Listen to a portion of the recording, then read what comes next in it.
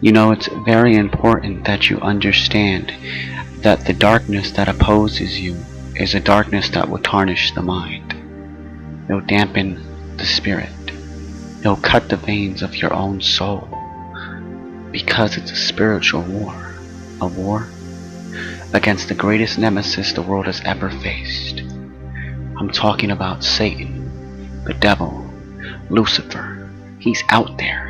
And if you walk around with a hope in your heart and a smile on your face, even those tiny sources of hope are going to be seeked out and devoured.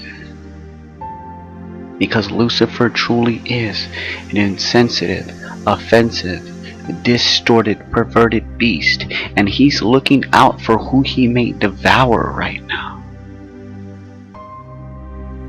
We're going to be reading out of Matthew chapter 24, verse 4 through 13. And I quote,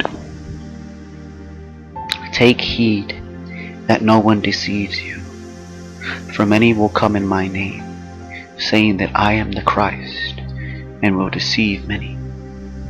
And you will hear of wars and rumors of wars. See that you are not troubled, for all these things must come to pass, but the end is not yet. For the nation will rise against nation, and kingdom against kingdom. And there will be famines, pestilence, and earthquakes in various places. All this is but the beginning, the early pains of the birth pangs, of the intolerable anguish. Then they will hand you over to suffer affliction and tribulation, and put you to death, and you will be hated by all the nations for my name's sake. And then many will be offended and repelled, and begin to distrust and desert him whom they ought to trust and obey, and will stumble and fall away, and betray one another, and pursue one another with hatred. And many false prophets will rise up and deceive and lead many into error. And the love of the great body of people will grow cold because of the multiplied lawlessness and iniquity. But he who endures unto the end will be saved." The spiritual darkness that is spreading like a dense fog across the earth is at this point more thicker than any darkness of night has ever shown.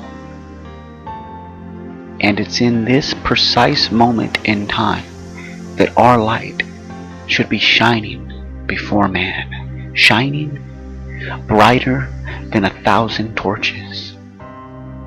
We should be spreading the gospel, warning people about what lies ahead. Matthew 24, verse 15 through 21. "Therefore, when you see the abomination of desolation spoken by Daniel the prophet standing in the holy place, then let those who are in Judea flee to the mountains.